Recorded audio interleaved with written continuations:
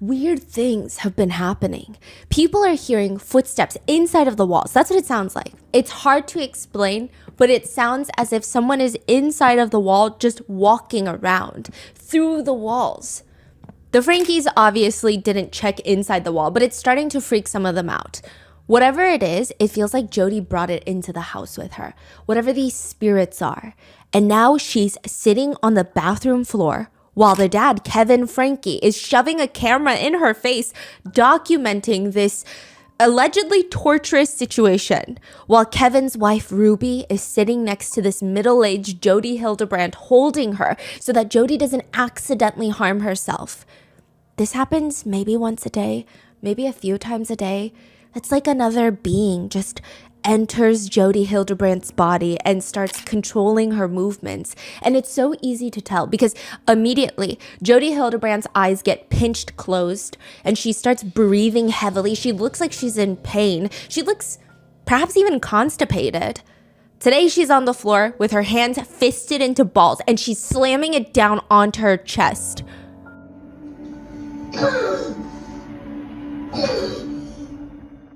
Ruby is gently trying to stop her, but nothing's really working. By this point, they've tried everything. I mean, Kevin was known as the resident exorcist for a minute, trying to cleanse Jodi of whatever evil spirits are following her around. He says, I would place my hands on her head, and then I would command the demons to depart. And then I would state every name of Jesus Christ that I could possibly think of. And those evil spirits were very reactive to those names. It became very clear. The minute he would start saying those names, Jodi would thrash and hiss and wail and growl at people. It was like she was being hurt every time Kevin said one of those names. What is it that the spirits even want? It doesn't make sense. Why Jodi Hildebrandt? Jodi lays there. Her eyebrows are crunched up in pain. And this new voice comes out. And it comes out like a deep, aggressive voice. She's mine. What did she just say? She's mine. She's mine. She knows. I own her. She knows. I own her.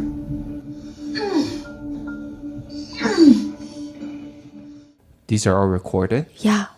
Who is she that Jodi Hildebrandt is talking about? What does she want to do with her?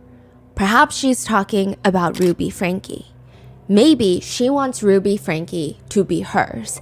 And maybe she's going to do everything in her power to make sure that she is hers. This is the case of Ruby Franke and Jodi Hildebrandt, the therapist and the YouTuber that were arrested for child abuse for holding 2 kids captive in the basement and torturing them.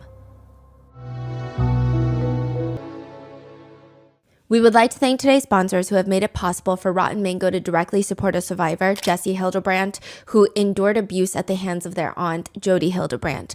Their information will be in the show notes if you'd like to share your support as well. This episode's partnerships have also made it possible to support Rotten Mango's growing team, and we would like to thank you guys for your continued support. As always, full show notes are available at rottenmangopodcast.com. Today's case involves some very well-known names in the family vlogging world, Ruby and Kevin Franke, plus their 6 children, best known as their channel name, 8 Passengers. All the minors in today's case have been protected and will simply be referred to as either boy, girl, or just their first initial. We will be using the names of the 2 eldest children, Sherry and Chad. They are of legal age. They've publicly spoken out about Ruby and Jodi. And additionally, Sherry recently published a book that I read, and like I said, you need to get 10 copies of this because no coverage of any news station, any documentary even compares to the truly visceral way. It's like such a vulnerable way that Sherry is able to convey her feelings about everything that's happened. And she does it without, I mean, there's so many points where it's very depressing to read, but ultimately the amount that she's shown to have grown from this is inspiring and incredible. It's one of those books that I think we will all be thinking about 2 days after reading it, 2 weeks, 2 months, and even 2 years down the line. Also, I believe she narrated the book herself, so if you're more into audiobooks, that would be a great way to listen. As for content warnings, there are descriptions of food restriction, child abuse, CSA, religious abuse, therapy abuse, as well as just overall abuse and in general. Now, side note, there is going to be a lot of conversation about the LDS Church in these episodes. Ruby and Jodi were devout members of the LDS Church, or at least they claim or they thought they were, but they should not be used as representations of what the faith means or how it should be practiced. We are also not here to discuss the LDS Church or faith as a whole. I personally don't have much experience, but like with any religion, there's going to be bad people that do bad things, and sometimes, if the establishment protects them, I do think that there should be consequences for all those parties involved as well. With that being said, this was originally supposed to be a 3-part series, but with the addition of Ruby's personal journals detailing the torture, Kevin's claims that he did not know the kids were being abused, as well as just all the online conspiracies discourse, there's another woman that a lot of people want to be arrested in connection with Jodi and Ruby. This is like the 3 Musketeers, and people online are saying you've only arrested 2 of the 3 Musketeers. So there's a lot of discourse there. Now this is going to be part 2 of the now 4-part series.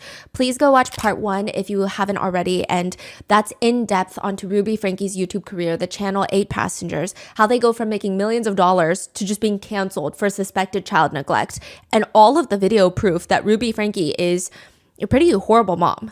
In this part, we will be going over Jodi Hildebrandt and how she likes to force divorces as a so-called marriage counselor and how she likes to ruin people's lives.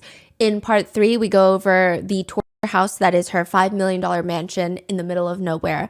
And in part 4, we will go over all of the online conspiracies as well as the prison calls, how passionate netizens have been that something needs to happen to both Kevin Franke and Pam. There's a woman named Pam. So with that being said, let's get started. Do you think that you can pinpoint when exactly you made the worst decision of your life?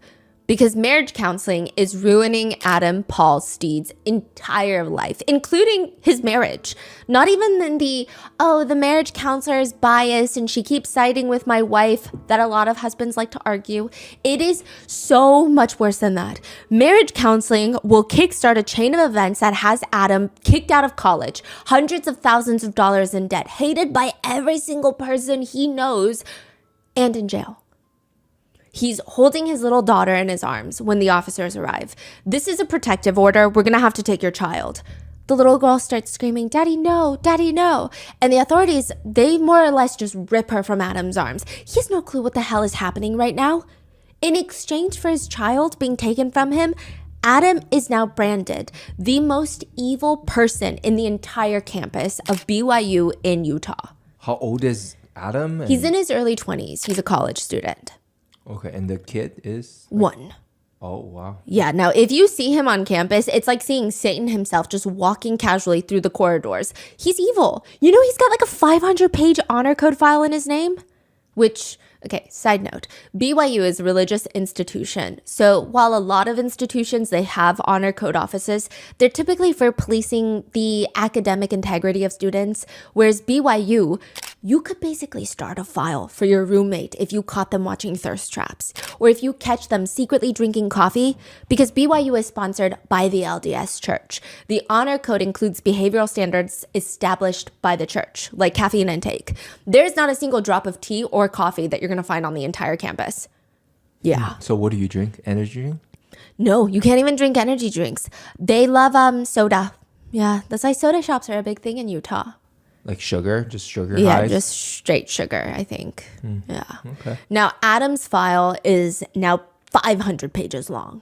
The notes on his file are dated. There are detailed notes of phone conversations between the honor code office and witnesses that are calling in to explain Adam is too predatory to be left in this university, which is a very bold statement to make. I mean, they're saying that the longer that he's a student here, the more people are in active danger.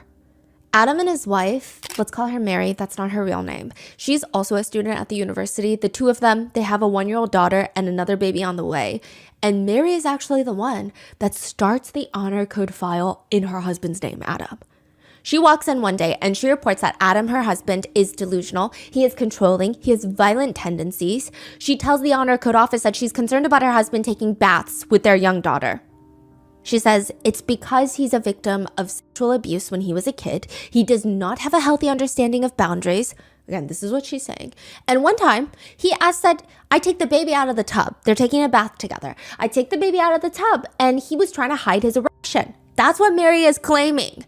She said from then on, she had to be in the bathroom at any given time that Adam was alone with any of the kids. And Mary is just scared of him now. And it's not even just Mary that Adam is scaring. Mary claims that she has this marriage counselor, a therapist. And Adam is threatening the therapist too. Like, they're both terrified of Adam. Naturally, the honor code office, they want to talk to the therapist. And she's an open book. She tells them, well, listen, Adam and Mary came in for marriage counseling, and it was very clear from the get-go. I mean, due to Adam's behaviors, it was just going to go downhill.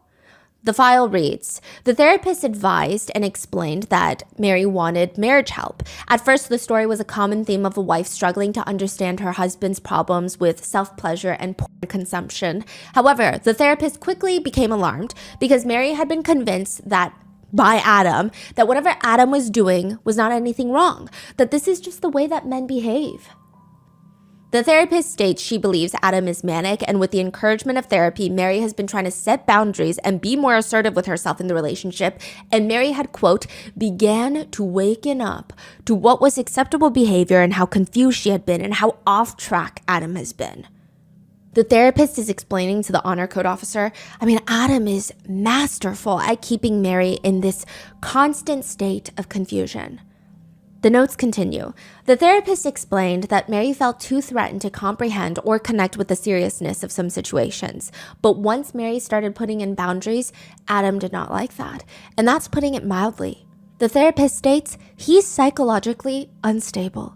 He has an intense delusional fixation on me, the therapist, and he keeps saying that I'm the Antichrist. Which sounds alarming, right? And he's violent. The therapist strongly asserts that she's just scared that the two of them have kids at home. One example that the therapist gives to the honor code office is that Adam held their infant daughter over the third floor balcony, and he was just giggling. He was like, oh, holding you over the third floor balcony, haha. He thought it was a funny joke. The therapist claims she would not be surprised if he does anything drastic to Mary or the kids so that they don't leave him. He is just so extremely manipulative, pathological, narcissistic, and dangerous. The therapist explains that out of all of her years, treating thousands of married couples, I've never been terrified of a client until Adam. There was this one instance where they were both in my office and I was so physically threatened by him, I had to position myself between him and the door so that I could make a hasty escape if I needed to. This was the first time in all the years that I've been a therapist that I've ever had to do that. She goes on to allege that not only has Adam Paulsteed essayed his own wife, but also their 1-year-old daughter. She states confidently with her whole chest, Adam is the most dangerous person that I have ever met in my life. He is very clearly a predator. That therapist's name is Jodi Hildebrandt. When Adam first looks into Jodi, his potential new marriage therapist, he does like a quick Google search on her just to see what's going on. She is one of the most recommended therapists in the Wasatch Front of the Mormon Church for like the past 20 years, honestly. Wow. Her website sounds good. It says, my style is compassionate yet direct and clear of what is necessary to fully change and champion any addictive or self-destructive behavior, whether it be ravenous addictions, feelings of inadequacy, conflicts in relationships, intimacy problems, communications and breakdowns, and frankly, block anything that prevents having and creating peace and joy. At the bottom of her website, the banner reads, what you do is not who you are. I don't even know what that means. Her resume on paper seems great. Bachelor's in English, graduate work in educational psychology, earned a master's degree. Then she worked at Cirque Lodge, which is a nationally known drug and alcohol treatment center, which is frequently visited by celebrities. It's expensive. It can range from $30,000 to $100,000 to get treated for 1 month. 1 month. And Jodi would not stop talking about it. She claims that she treated Paris Hilton, not for drugs, but for bad behavior at the school the camp, if you will, that Paris Hilton was sent to that was terrible. But she was there, working there? Yeah, that's what she claims. Now, Adam did think that it was a little strange how little she cared to protect clients' information, but maybe it's because Paris Hilton's personal life has been all over the tabloids since forever, so it's not actually breaking any patient protection laws. It is weird though, and Adam did think it was weird. Besides, it's fine because Adam and Mary, they're going in for marriage counseling. They've been married for 2 years when they're recommended by a church bishop to go see Jodi. The church bishop is like, oh, that's a good one. Adam says Jodi was very charismatic right off the bat. Mary's instantly obsessed. She's really happy that she's working on herself. And Adam was just excited for his wife because he thinks maybe Jodi is a good fit. She's firm, but she seems very wise in a fun way. She doesn't mind laughing and making jokes so that the message gets delivered. I mean, for a church recommended therapist, she doesn't seem like she takes herself too seriously, at least in the beginning. As for Adam's relationship and marriage itself, there's just a lot to work through, just a lot. They're trying to balance being new parents while also being college students. They have a 1-year-old. Mary is pregnant with their second. They're both students at BYU. They're both Mormon. But for Adam's wife, she's not even just religious. It's not, oh, church on Sundays. Her dad has a very high standing in the church. So there is pressure for them to be the best LDS church members out there, which naturally is not the healthiest.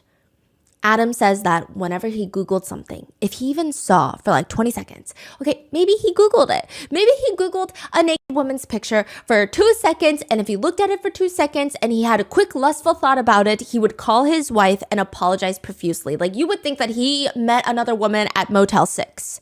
He's saying, I feel terrible. What I did was terrible. This is terrible. It probably doesn't help that Adam's entire start to their marriage is just rough. All of Mary's family members hate Adam. They were against this marriage to begin with from the get-go. Adam was one of the biggest whistleblowers of the LDS church. And it's not that he turned against the faith. He's like a devout LDS member, even at that point. He was assaulted by a higher up in the LDS church when he was a child. He was one of the first few victims to kickstart a decade-long chain of almost 93,000 victims who have come forward with essay claims against the Boy Scouts of America. Wait, 93,000 victims? Have come out against the Boy Scouts of America. Now, it gets very complicated because you're like, what does the Boy Scouts have to do with the LDS church? Adam was one of the first people to try and get some justice. So quick context, the LDS church was the largest sponsor of the Boy Scouts of America. Scouting was considered a big part of the youth development in the church. So about 1 out of every 5 Boy Scouts were of the LDS faith. They were essentially sent by the church as part of their church youth activities. Now, there are LDS higher-ups that also hold significant positions in the Boy Scouts executive board. If you are an Eagle Scout in the Boy Scouts, which is like the top 5% ranking, it is a badge of honor at church. So they're 2 separate organizations, but not really. They're very merged together. Adam Paul Steed grew up in the LDS church. In fact, his dad works as a seminary teacher for the church. They're very serious. When he's 14, he goes to a Boy Scouts camp in Idaho where he is essayed by a scout leader, but who also happens to be an LDS church leader named Brad Stowell. After the essay at the camp, he tries to report it to the Boy Scouts leadership. They don't care. Adam straight up calls the police himself. He's like, come get this guy. He's very brave. He's 14. Now, Brad Stowell admits and confesses to molesting not just Adam, but 24 boys, and he pleads guilty. He receives a dainty little 150-day jail sentence. That's about a week per boy that he abused. About a week. That's it. What kind of jail sentence is that? But how did he get away with essaying so many boys? Adam and his father, they go to the church higher-ups to report the abuse because he's also a higher-up church leader, Brad the abuser. I mean, he's not just a scout leader. He's heavily involved in the LDS church. He has a leadership position. So according to Adam, when he brings this to the church to report it, the church does practically everything to shut Adam up. Which, why? Because apparently, years prior to essaying Adam, Brad confessed to essaying a 6-year-old boy. His LDS bishop, church leader, sent him to, quote, counseling, and then later stated, you are cured, and allowed him to keep working with children. I think with any massive organization, at least, I think religion is beautiful, but sometimes it can provide ways for people that should not be around children to be around children. And that's going to happen anywhere in any religion. And I think in this situation, the chain of command, they all should be punished. I don't think that this is representative, hopefully, of the LDS church as a whole, but this whole chain of command, whoever his bishop was, I was like, you are cured, is crazy as well. Now, it's alleged that even after he was, quote, cured, there were more reports, more warning signs that people have reported, hey, this Brad guy is really creepy. But the Boy Scouts and the church, they ignore it. They even cover it up. So when Adam and his dad, they try to get justice from the church because how do you let him still be around children? The church turns around and allegedly pushes the family out. They fire Adam's dad from the church as a seminar teacher, and they're just pushing this issue too much. They don't like it. They feel like if other victims come and seek help, it's just going to start getting messy, allegedly. And Adam, this little boy, instead of getting the support that he needs, he starts getting treated like a money-hungry liar. Like he is just out here to get money from this church that has about $1 billion. I think they're worth like $1 billion, the church, yeah. Adam and his dad do not give up. There's a lot of respect, honestly, for the two of them now in the LDS community and just everywhere else. Adam and his dad not only fight tooth and nail for justice, and they help other victims come forward, they fight to get laws passed. So this gives an extension of the statute of limitations for SA victims in the state of Idaho. Prior, if a child was SA'd, they would have to report the abuse before their 23rd birthday. Adam's advocating, his dad is advocating, they get a law passed in Idaho that you can report it at any point in your life now. There's no statute of limitations, which the LDS church allegedly really hated. Really hated. Just curious, why would you not like that? No accusations, just thoughts. Just kind of weird. Now, even though Adam is a victim of the abuser that belonged to the LDS church, it appears nobody cared to help him. Nobody wanted to do anything. The backlash to telling the truth, demanding justice, trying to get other victims to get help, his whole entire family has to relocate from Idaho to Utah because it was that bad. They were shunned. That is where Adam meets his future wife, Mary, at BYU. They get married, they have 2 kids now, and everyone is telling his wife, even before the marriage, that Adam is a terrible person. I mean, he did all of these weird, shady things to try and make money. The alleged church leader that tried to suppress Adam, President Hillam, he ran the whole Boise, Idaho temple. He was in a leadership position. He also was heavily involved with the leadership of the Boy Scouts. He did everything, allegedly, to cover up the abuse. Coincidentally, Hillam is very close friends with Mary's parents, who are also very high up in the church. So they're doing everything to try and prevent these two from getting married. When Adam heard that his fiance's family hated him, he said, I was depressed for a couple of days. And then I remember just being like triggered because I was a victim of child abuse. And I just remember thinking, I don't have problems. I'm not like that. I'm a good person. And I remember some terrible moment. I went online and I looked at Sports Illustrated swimsuit edition. And then I called my bishop and I went into this repentance process. I called my wife. I told her I wasn't worthy to get married. But nevertheless, the two get married, they have a 1-year-old, and now she's pregnant with their second child, and their lives are about to get harder, so they need guidance. It is natural to seek help. It's admirable to seek help. They get referred to Jodi Hildebrandt, and that's when everything starts falling apart. At first, the changes are really small, but Adam does notice it. So Jodi likely knew Adam's history, like this whole thing. Yes. And she's involved with all these leaders, right? Yes. And she wasn't as involved with all these higher-ups, but it's alleged that she saw Mary as a way to get even more influence in the LDS church. I see. Adam says his wife would just confront him all the time, just out of nowhere, confronting him with abstract things, like very vague accusations. You're in self-denial about your own addiction. What does that even mean? Adam says, I just have a million questions. I mean, it doesn't even make sense. What addiction are we I was never diagnosed with any sort of addiction, nor was I actively struggling with one. Sure, he has PTSD from the abuse he suffered as a child, but what the hell is his wife on about? But Jodi starts telling them that everyone has an addiction. Every single person has an addiction. Whether it's food or reading the Book of Mormon too much. Yeah, you can do that apparently. Every single person has an addiction. She's explaining to these marriage counseling classes that Adam and his wife are a part of that every action that you have comes from addiction. It's rooted in addiction. Most of the time, you don't even know that. It is the cause of every action that you take. Are you jealous about your friend doing something? It's an addiction that's causing the jealousy. Are you gaining a few pounds on vacation because the food is delicious? No, it's actually an addiction. It may not be obvious at first, but that's what Jodi's here for, right? To get to the bottom of your addiction.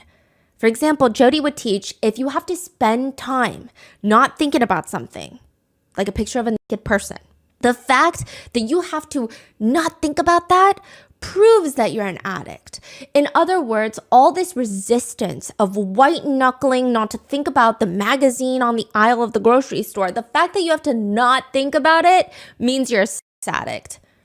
Which, by the way, she's talking about like Playboy magazine. She's not even talking about Hustler magazine.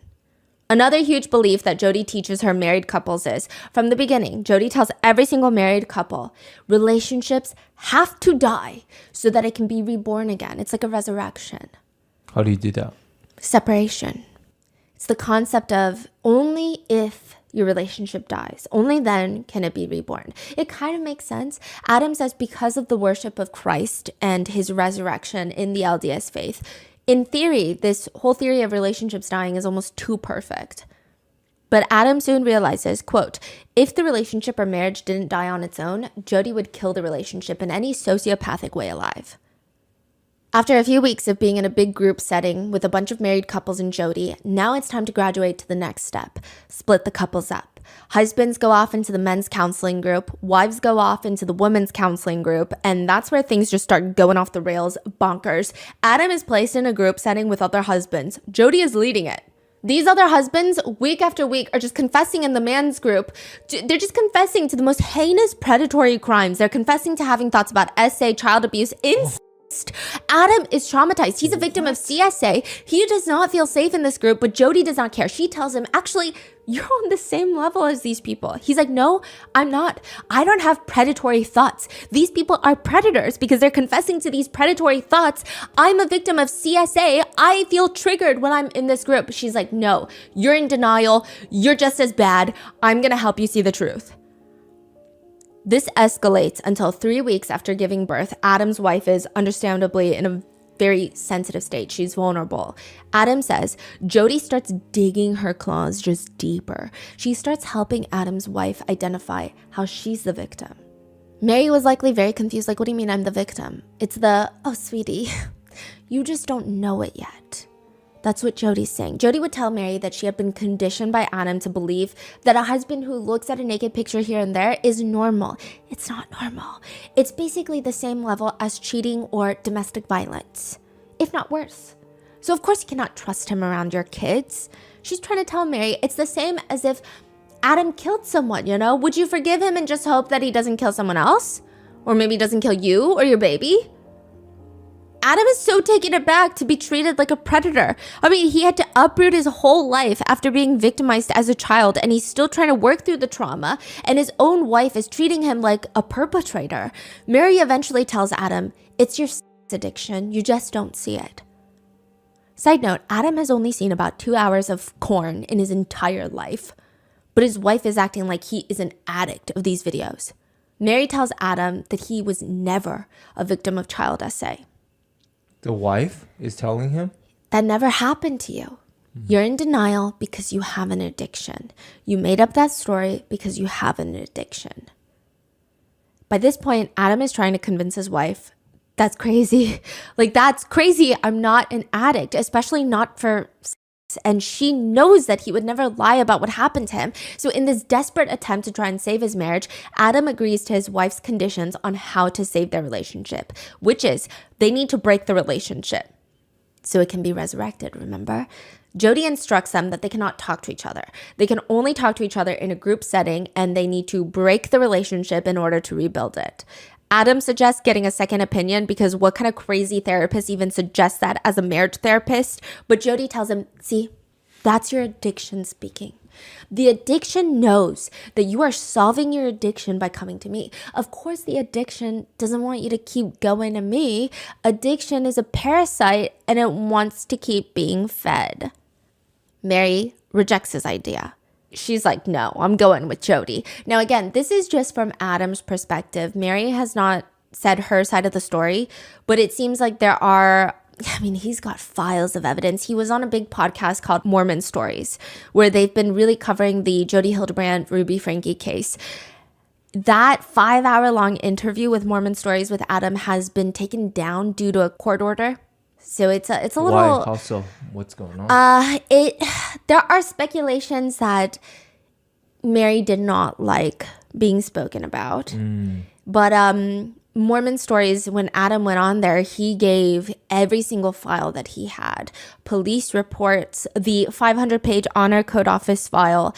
He gave lawyer statements, every court order. He gave everything. He gave Jodi Hildebrandt's therapy notes that he subpoenaed. He gave everything. So it's still alleged, but I just putting that out there. Now, Mary allegedly rejects this idea. From this point forward, she says, we're not going to really live together. Like, we're going to live together in the same apartment because we have 2 kids together, but we're not going to speak unless Jodi is present. She even goes as far to allegedly give Adam a letter that says, as of today, I am no longer willing to take upon me the responsibilities that come with being your spouse. I set the following in boundaries in order to protect myself from expectations that are not being met in this relationship. I will no longer do these things for you as a wife. Cooking, cleaning, laundry, dishes, picking up stuff after you, reminding you of any of your responsibilities or appointments, assisting you in your schoolwork, spending family time, sharing intimacy, sharing a bed, engaging in any kind of physical touch beyond the social acceptable boundaries of friends. I will consent to share our apartment as living space. I will consider to have my responsibility to take care of myself and our 2 children, and I will not consider it my duty to inform you of my daily activities or plans.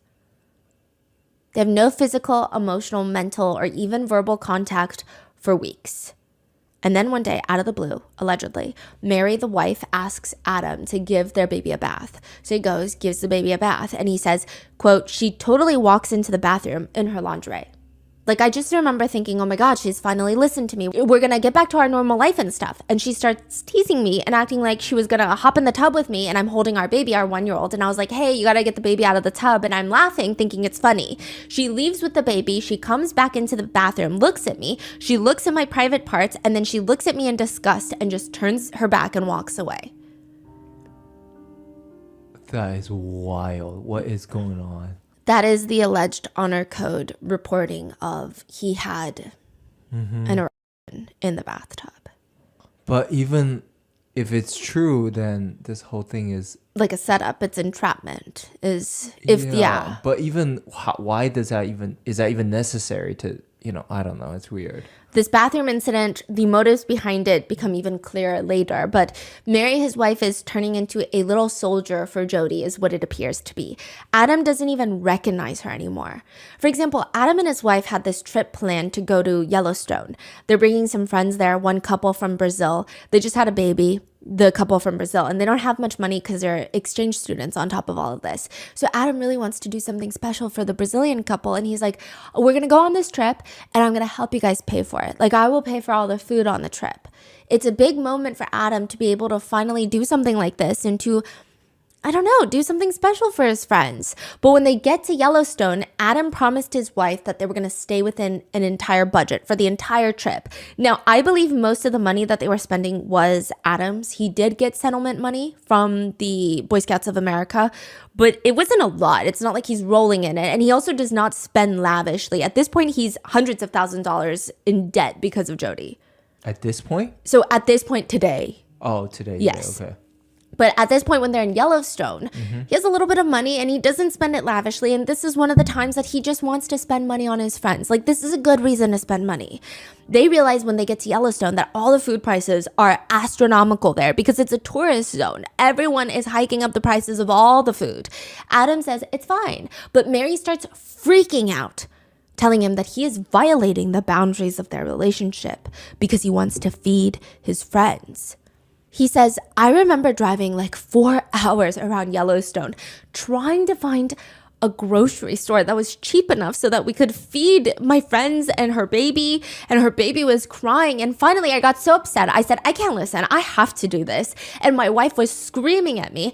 I went into the grocery store and I bought a bunch of food to feed all of us with and her newborn baby that was crying. I mean, they were just humiliated. Adam is like, I don't know who this woman is, but it's not my wife, Mary, and I'm going to get my wife back. But 3 phone calls is what ruins everything. The first call to the police happens after a big fight between Adam and Mary. Mary is on the phone with the police, frantically telling them that her husband is physically abusive. Okay, ma'am, what's going on? What happened? He violated the boundaries of the relationship of the marriage. What did he do? He left his backpack on the couch. A few things. I mean, one, the police were just like mouth agape, shocked. Secondly, I think this goes to show how far off the deep end Jodi has Mary, because to confidently call the police and say that this is a transgression, that is an act of domestic violence, if not comparable, like you cannot be in a place where your brain is functioning normally. That's how bad things are. She genuinely believes the cops are going to handcuff Adam, log in his little backpack into evidence. It doesn't even make sense. The next day, Mary calls the police again on Adam. This time, she allegedly states that he physically abused her by pushing against her, which is very interesting wording. Like, did he push you? What do you mean he pushed against you? She states, yeah, well, I was standing here by the door. And they ask, were you blocking him from being able to leave the apartment? Well, yeah. Did he hurt you? No. The police leave because Adam has been incredibly patient during all of this, but he finally decides, okay, that was the second time. I'm not going to do this anymore. Like, you got to stop calling the police on me. You're publicly humiliating me. I mean, not even if the police do anything, a lot of people are just going to assume that he's violent and abusive and that the police are just being incompetent. So Adam decides he's just going to get his life back. And that means sleeping on his own bed for once. He had been sleeping on the couch. He says, I paid for the house. I paid for the apartment. So I went into my bedroom and I slept on my bed. I said to my wife, if you don't want to sleep next to me, you don't have to, but I'm not going to sleep on the floor or the couch anymore. He was just tired of being treated like this subhuman being. Adam's wife calls the police and states that Adam attempted to essay her that night. What did he do? She says, well, she felt like he might essay her. The police don't do anything because, again, it's not a threat. He didn't say it. He didn't try it. All he did was sleep in his own bed that he has every right to, and she was just having a feeling. When this does not work the way that Mary and allegedly Jodi likely intended, Mary just disappears with their 2 kids for a little bit. Now, again, this is alleged at this point. I think, like any video, you have to come up with your own conclusions, do your own research, listen to Adam share his story. And Mary has not publicly spoken out about it, so but you get it. Now, Adam's 1-year-old baby, 3-week-old baby, his wife, they're just gone. So after a few days, he files a police report because he thought they'd been kidnapped. And Adam says he went and talked to Jodi about what was happening and how heartbroken he was and what's going on with the kids and Mary. And he says, I just remember being in this agonizing pain, feeling it intensely. And I remember looking over at Jodi and she was smiling. Her cheeks were blushing. So at this point, he's not resentful of Jodi yet, right? Does he think something is wrong with Jodi as well? Or it's like a mixture of... He knows that Jodi is telling her a lot of things clearly that aren't making sense, but at this point, he's kind of confused more than anything. He doesn't know what's going on behind the scenes between Jodi and Mary, but it's just confusing. So from there, Adam's wife starts reporting Adam for actually trying to abuse her and the kids, likely just making up insane stories that Jodi is feeding her. She gets a protective order against Adam and lures him to meet up with her afterwards. So he gets served this temporary protective order. And then she's like, hey, come meet up with me because I like you. Like, maybe we can work this out. But he will be in bigger trouble, right? He goes and she reports him for breaking the protective order. She's also going to the BYU Honor Code office to report him for violent and predatory behavior. So not only is Adam facing expulsion from college, he's facing a likely divorce and 20 years in prison for breaking his protective order. He's trying to tell his church leader, you have to help my family. I mean, you have to read through these files because none of this is true. Like, this protective order is not true. I don't know what's going on. To which the bishop just responds, a woman doesn't just run away from her husband unless there's something. Adam is just looking at him shocked. Like, what are you talking about? You know me. The bishop is just staring at Adam. Do I know you? What? Are you talking about, like, you think I'm like physically violent or I'm sexually abusing her? He says, the bishop smiles. The fact that you just said that makes me know that you're guilty of those things. It is like every single person in Adam's life had just decided to turn him into the devil. He starts looking online trying to figure out what Jodi's problem is, why is she suddenly on this warpath to kind of destroy his entire life. And reviews for Jodi Hildebrandt, the negative ones, read, "She reminds me of an abuser in an abusive relationship. She isolates her clients by setting up unrealistic expectations so they believe all their friends and family are toxic, leaving them to only depend on her and her, quote, support phone calls. It makes me sad to think about how many relationships she has poorly hurt."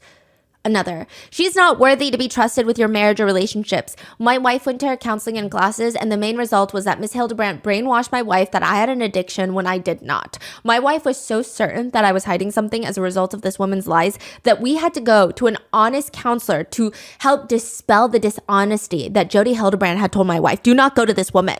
Go to a specialist who respects both members of the marriage and does not spread so-called empowering lies." And another, "I have a very different history with Jodi than most. I'm a pretty well-known therapist, and I trained under Jodi Hildebrandt for a year. As I trained under her, I saw her tear apart families and destroy relationships. I believe she is truly evil, and I don't say that lightly. I have done so much therapy for people coming out of her, quote, cult, who were traumatized by her therapy. I don't have an axe to grind, but I am tired of people getting hurt by her work. I'm reluctant to speak out against colleagues and other therapists. However, I wouldn't mind somehow, some way helping people see how dangerous this woman is." But nobody is willing to listen to Adam or anybody else that has said anything negative about Jodi. Adam was referred to Jodi by the bishop from the church.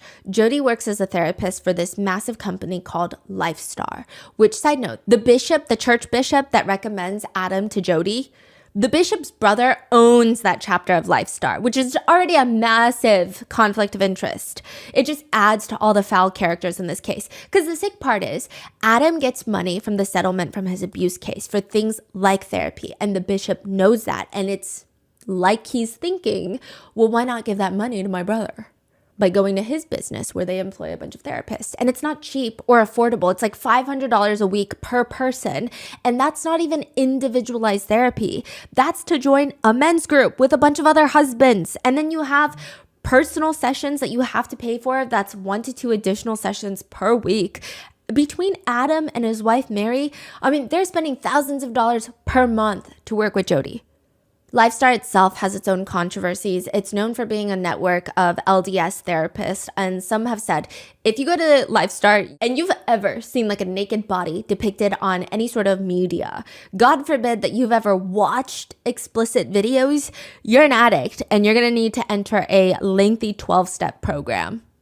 Many therapists in the network also believe that if you ever self-pleasure, you are technically cheating on your partner. And this is a grave instance of infidelity and you need to join a support group. There have also been accusations against Lifestar that they will, if you have health insurance, they will diagnose you with an actual DSM-5 recognized diagnosis, because porn addiction is not one.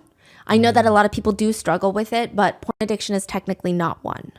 So they'll diagnose you with other things in the DSM-5 so that your insurance will pay for it. Allegedly, that is the accusation that has been levied upon them multiple times by internet users. Which, side note, I think it's fine if someone believes it's not in their beliefs to take part in self-pleasure or consumption of explicit materials. I think we should respect everybody's choice, especially, only if they're adults, right? But to actively go around shaming everyone, condemning them to the deepest, darkest depths of hell for doing it, I think causes more harm. And for Adam, it was kind of like that. There was this never-ending idea that self-pleasure is one of the greatest evils in the world, like right up there with murder. He says, there was a lot of guilt and shame behind self-pleasuring and explicit material in the church. I mean, I had a lot of guilt and shame. As a kid growing up, I discovered self-pleasuring a few weeks before I met Brad, and just on my own, quietly. From then on, I just always believed that God had sent this pedo into my life to punish me because I was sick. So that's how ingrained and how damaging it is, that it made him believe that he deserved to be a victim of SA. as punishment. And now he's recommended by the church to Jodi, and she's telling him that he was never abused, that he's the addict here, the bad one. And now he has to show up to court to refute accusations against him about the whole bathtub incident. He thinks the whole thing is crazy. I mean, Mary walked in with lingerie. He wanted her to put the baby to sleep so that they can have consensual adult time, and she accuses him of CSA of his own child. He is a victim of CSA. He walks into court and the worst conflict of interest is sitting right there. Right next to Mary, there's Jodi Hildebrandt, the therapist, but also Elder Halam, the higher up in the LDS church that when Adam was 14, he tried to allegedly shut Adam up for the abuse that he suffered. Then later, he tried to prevent Adam from marrying Mary. He's just sitting right there, right next to Jodi Hildebrandt. Which, you know what, with all disrespect, we hate Elder Halam. And unfortunately, if you want to send him a non-threatening but scathing message of how his soul will burn in the depths of hell for the rest of eternity, he's dead. Fortunately, he's probably there burning. Why is he there? They just all kind of linked up and... Exactly. Adam is facing 4 felony charges. Each is a 3rd degree for violation of a protective order, domestic violence enhancement. And Adam states, these are all the lies. He has to now spend $250,000, go through all this trauma, fighting all these allegations just to plead guilty to an attempt to break a protective order, which is a misdemeanor. He had to pay a fine, no jail time. He did spend like a few days in jail because they briefly arrested him right when he broke the protective order. But he technically pled guilty, which means everyone in Utah and the church thinks that he's this crazy abuser that was never abused as a kid, just creating chaos wherever he goes. But later, they will find evidence that some really dark things were happening between Mary and Jodi. They allegedly found evidence that they were trying to manufacture evidence on Mary and Adam's child to accuse Adam of SA. So remember the incident in the bathroom? They were trying to enhance that with evidence, allegedly. What did they find? Like text messages? Obviously, these are not available to the public. Just descriptions of it make it seem like there is evidence that shows Jodi and Mary trying to get the daughter to pose in a way and to say, like, daddy did this to me. Training her, if you will, allegedly. Mary and her attorneys used Adam's psych evaluation that showed how bad the abuse he endured in childhood was. They used those documents to now try and take his children away from him. So side note, they also just go around showing his documents to everyone, just with extensive details of the trauma he endured, just letting everyone read it like it's book club. And Adam says, the worst part is they used it against him to say that he's not fit to be a dad. He says, think about it. A victim comes forward, tells the truth about the hell and the trauma. Maybe he's a decent person, but this is really traumatic, and they use it to punish me, try and take the kids away. He says they kept arguing that because I was a victim of sexual abuse, I wasn't able to be a safe parent. They twisted it into something heinous to just stab him with. Now, an additional side note, Mary at one point accuses Adam of being gay, which in itself is obviously not offensive. But Adam has SA trauma from when he was a child, and it's likely that he has a very complicated relationship, or did have a complicated relationship with his sexuality, because he was abused by a monster who happened to be male. And being from a faith that typically condemns gay relationships, it's likely further complicated things for Adam as a victim. There was just no bar too low, no bar in hell too low for Jodi and Adam's now ex-wife, Mary, to just target Adam. Emails between Jodi and Mary were uncovered in Adam's fight to exonerate himself from the accusations. So the two, Mary and her therapist, Jodi, are writing to each other about the contract that Mary is going to give Adam. They're going back and forth of like, oh, you should say we're living together but technically separate. This is crazy. Mary emails Jodi, I wrote up this contract yesterday afternoon after our meeting. It's still a work in progress. I'm open for any suggestions. Thanks. Jodi responds, this looks good. The more specific you can be, the better. But this looks good as a starting point. I will share this with him this evening if you would like. They later add stipulations that Adam cannot withhold funds from his wife and that he is not allowed to see any other therapist outside of Jodi.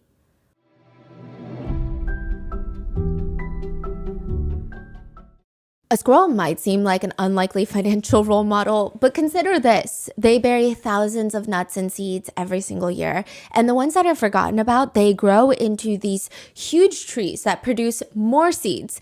It's a simple strategy that yields really impressive results. Investing doesn't have to be more complicated than that, which is where Acorns comes in. Acorns is a financial wellness app that makes it easy to start saving and investing for your future. You don't need to be an expert. Acorns will recommend a diversified portfolio that matches you and your money goals. You don't need to be rich. Acorns lets you get started with the spare money you've got right now, even if all you've got is spare change. Sign up now and join the over 13 million all-time customers who have already saved and invested over $22 billion with Acorns. Head to acorns.com/rotten or download the Acorns app to get started. Paid non-client endorsement compensation provides incentive to positively promote Acorns. Tier 4 compensation provided. Investing involves risks. Acorns Advisors LLC, an SEC registered investment advisor. View important disclosures at acorns.com/rotten.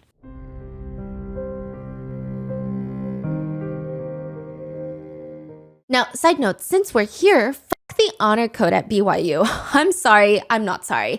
Adam had a few friends targeted by the BYU honor code office just because they were friends with Adam, allegedly. One female friend was called in because Mary reported her for adultery with Adam since their divorce had not finalized yet. She was asked about so this female friend of Adam's is also a survivor of CSA. The honor code office asked her for hours, grilled her about the essay that happened to her during her childhood.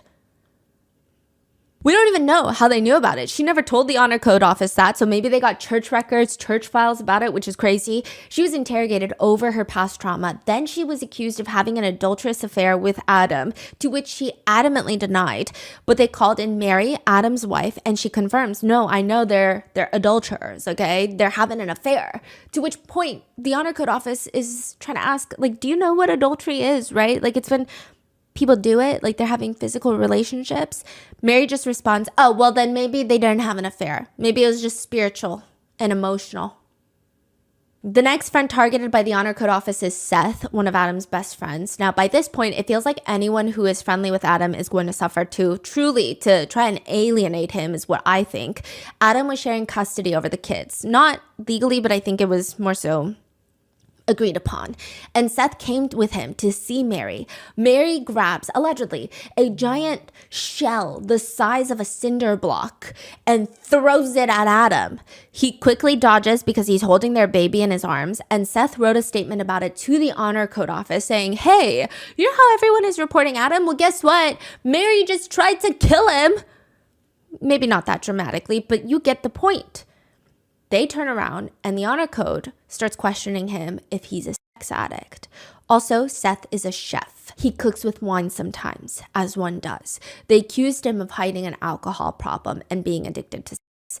They told Seth if he keeps hanging around Adam, they will kick him out of the university.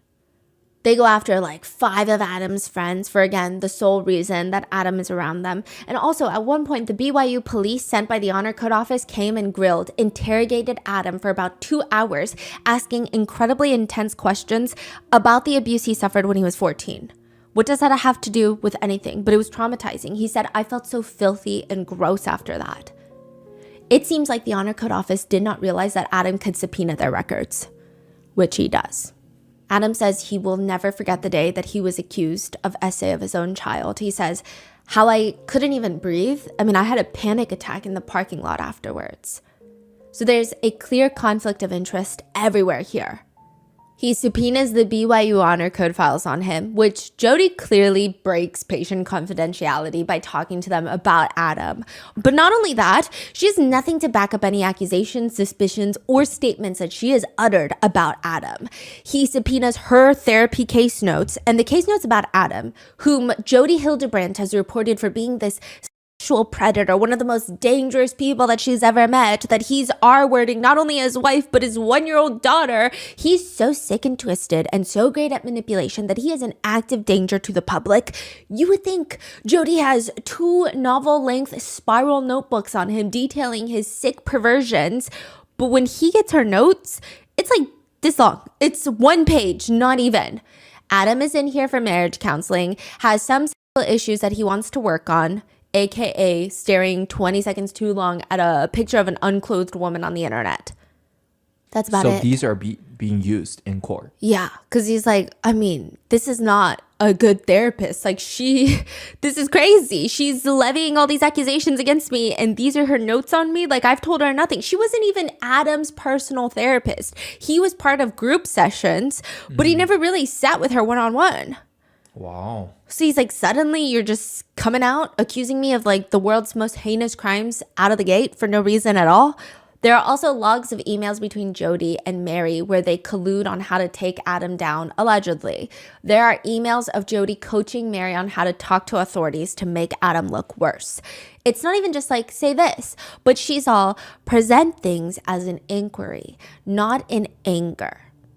When you present things to authorities, she's coaching her on her tone, her delivery. She writes, give the authorities the right thinking because they're not going to come up with those thoughts themselves. It's difficult when you begin to see what is really going on, to be patient with those who don't. Be direct and act inquisitive, not angry or defensive. Make them think that they came up with the idea themselves. Mary would email back, those suckers, they totally fell for it.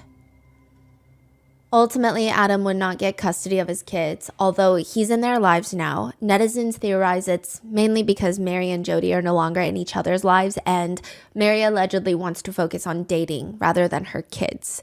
So it's just better for Adam to take care of the kids, I guess, allegedly from her perspective. So he is in the kids' lives, but he doesn't have custody as of right now. He was also placed in jail for 7 days for breaking that restraining order. He was kicked out of university. He was hundreds of thousands of dollars in debt from legal fees. His reputation has been ruined. He has much more extensive PTSD than before his entire life was derailed by Jodi Hildebrandt. I mean, the magnitude of courage and empathy that Adam has is pretty awe-inspiring. Even when talking about this incident on the Since Taken Down podcast by Mormon Stories, he never really blames his wife.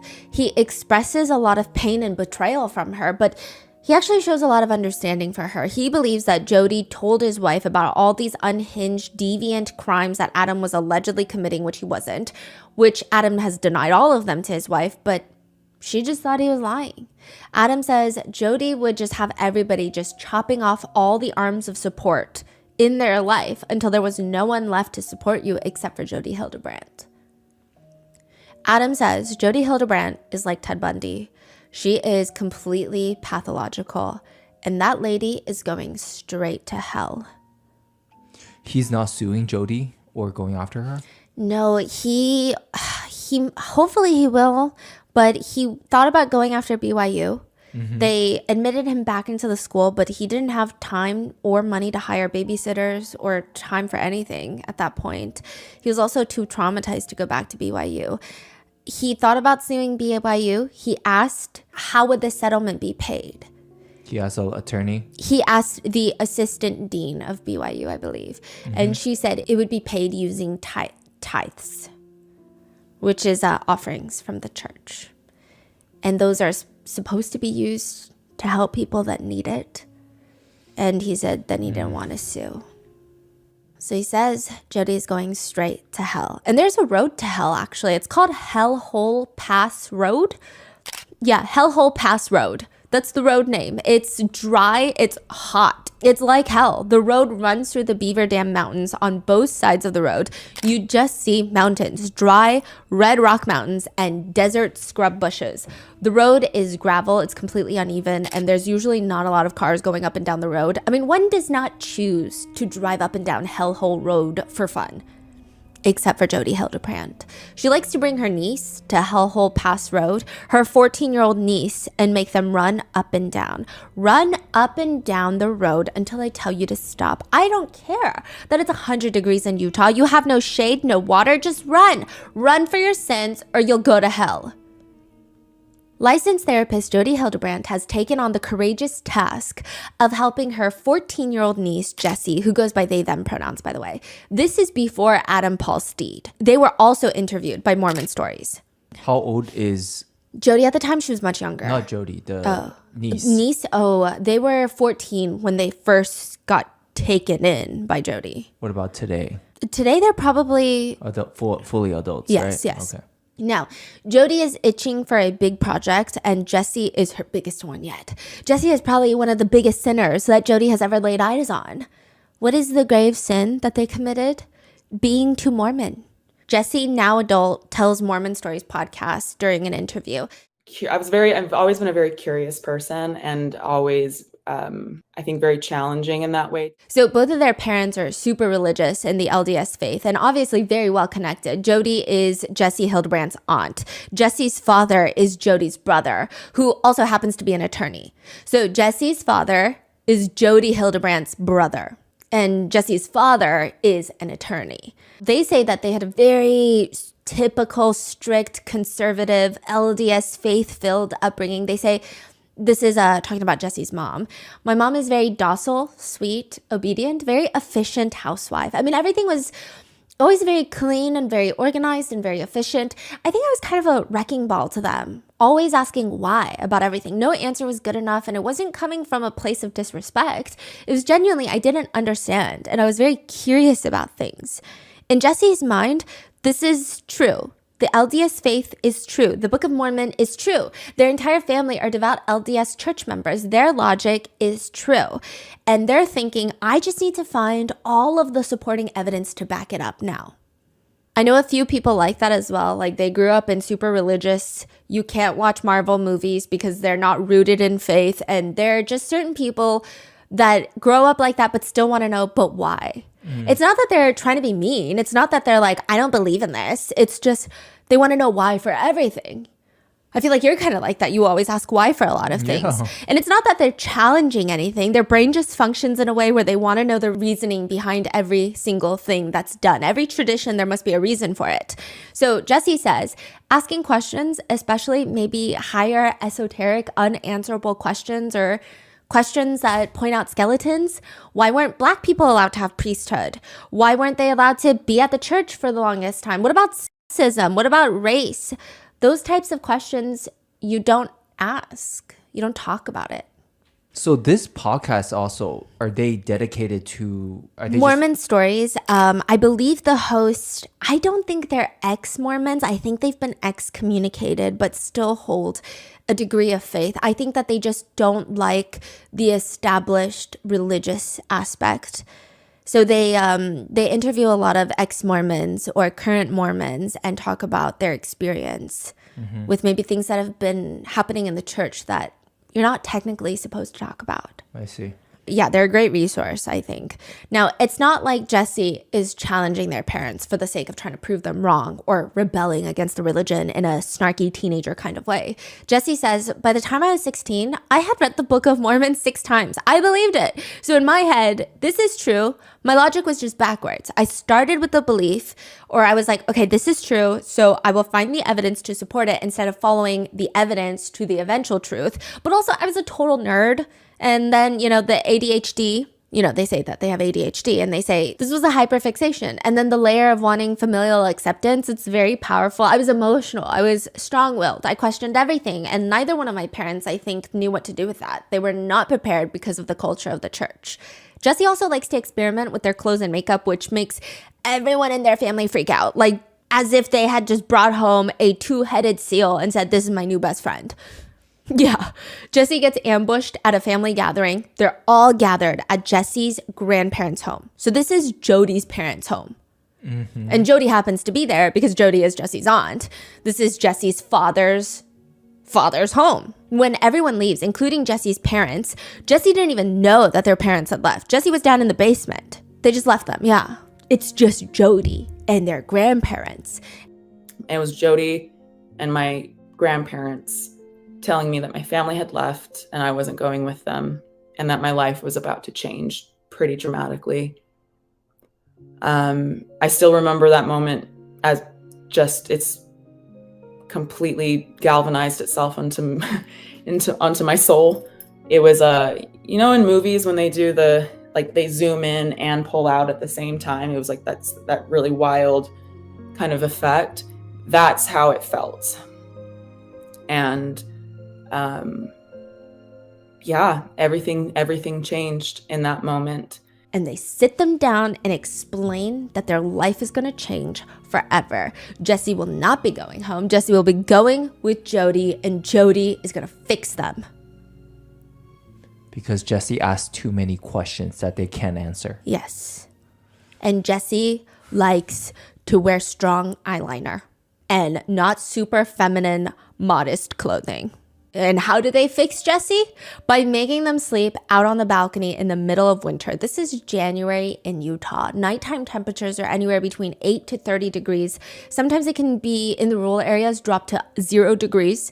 All Jesse would get to sleep on the balcony every single night would be this flimsy $5 sleeping bag from Walmart. The risk of hypothermia is significant, but Jodi does not care. She even lies to Jesse's parents, telling them that Jesse was given this high-end sub-zero type of sleeping bag. This just feels extreme. Why are we putting a 14-year-old through this? Jodi would tell Jesse that this is the start of getting Jesse to confess to their sins and addictions. Jodi is saying, Jesse, you are in denial. You have not come to terms with how evil you are yet. Jesse has ADHD, and at the time when they were 14, it was undiagnosed. Jodi would sit there watching Jesse. If Jesse moves their hand back and forth, or if they tap their feet, Jodi would snap, look at you. Look at you. You're tapping your foot because your body is so full of shame. So much shame is in there, and it has nowhere to go in that little body. So it comes out like this by you tapping your foot. This is all the shame just itching to leave. Like I said, if you are angry, if you are depressed, if you are anything, it's all a result of shame. Shame is the cause. Shame is the result of sin. Sin causes shame. Shame causes mental health issues. Your body and spirit are full of shame. What I'm doing for you is to make you physically so uncomfortable that it forces the sin out. Just remember a lot of this verbiage because it comes up in the next episode. This comes up when Jodi is torturing Ruby Franke's kids. I have to make you so physically uncomfortable that it forces the sin out. Eventually, Jodi moves Jesse in from sleeping out on the snow on the balcony to this little bunker of a room in the closet in Jodi's office. Maybe it's a little bigger than a closet, but no windows. It just has like a table and chair shoved inside, and they're to sleep on the floor. This is going to be Jesse's life from now on. How long was that already? I think they were with Jodi for years. Wow. They tried running away multiple times. It wasn't until the third time that they were able to successfully break away. And even then, there were instances where they were brought in by family members to do these family events, and Jodi would be there and they would be terrified. Like, they were terrified that this would be another way to facilitate them going back with Jodi. What's Jesse's emotion towards this whole incident? So much trauma. I mean, they're very eloquent. In the interview with Mormon Stories, they're able to articulate exactly what they felt in the moment that makes you feel like you were there with them. But at the same time, it's pretty clear that they're still working through a lot of the trauma. And not in like they're breaking down, which that would not be like a shameful thing or anything like that. But in the sense of they state that over and over. Like, it has impacted every aspect of their lives. So this is going to be Jesse's life from now on. That's just the inside of this room. Jodi tells Jesse along the lines of, you're no longer going to school. You're not going home to your parents. As your therapist, it is my duty to fix you. You're going to live and work here full time. But the first rule number 1, you are not allowed to leave this room. All you can do every single day is write your sins out on a piece of paper. And every day you will tell me what you have written because I need to get the sin out of you. Jesse doesn't even know what other sins to come clean about. Jesse has told Jodi a few things, the reasons for them being taken to Jodi. One of them included that they had kissed a girl before, which is like a huge thing, I guess. So it's not like Jesse is uncooperating, which even then, this is sick and cruel. Jesse just doesn't know what else to write down. So Jesse's sitting there trying to think, and they're trying to think back to every single living action that they have ever done in their entire lives. I mean, maybe once while drinking from a public water fountain, they accidentally pressed 2 seconds too long. Like, they're thinking that hard. Like, is there anything that I've done that I'm preventing the evil from coming out of my body? Jesse's sitting there writing down, one time I lied to my best friend Scotty. Like, just the stupidest things. These are the types of things. And at the end of the day, Jodi walks in, snatches the paper out of their hands, reads it out loud, and makes Jesse get on their hands and knees, beg for forgiveness while I read all of your sins back to you. When she's done reading the piece of paper out loud, she looks at Jesse, who is still on their knees. No, that's not it. This isn't it. There is more, and I need to know there's more. I know you've had multiple abortions. Jesse did not. Jesse did not. Jesse would even say later in the interview, I mean, Jodi would rationalize and validate these types of behaviors through dreams and visions. Like, she would have dreams that God came to her and told her that I had abortions. And so no matter what I said, I was a liar. She was convinced that every word that came out of my mouth was a lie. That gave her rationale to put duct tape on my mouth. That's why I was always duct taped. Everywhere Jessie went, she had duct tape on her mouth because every word I said was a lie. That's crazy. Which is like the most unhinged accusation. So first of all, Jesse has never had intimate relations that could result in pregnancy at that age. They didn't even really know or understand how it works. Also, Jesse likes girls. And that's what Jesse told Jodi. So Jesse's like, what are you talking about? I mean, they've known for a while now. There's just no way that they got pregnant, let alone terminated multiple pregnancies. Also, Jodi accuses Jesse of terminating, I think it was 14 pregnancies. It was a lot. It was just a lot. Even though Jodi knows that Jesse is gay. Jesse says, I was struggling with my relationship with my father. I was struggling with self-hatred. I knew I was gay. I knew I was queer. That was a huge part of my internalized shame. Eventually, Jesse learns that the only way to even get Jodi to calm down is to just make up things. And this is going to become really important in part 4, the final part of this episode, because Ruby starts accusing her own children of doing some heinous things. Jodi forces you to just make up sins. Like the craziest sin that you can think of, you have to say it out loud or else she's probably going to torture you.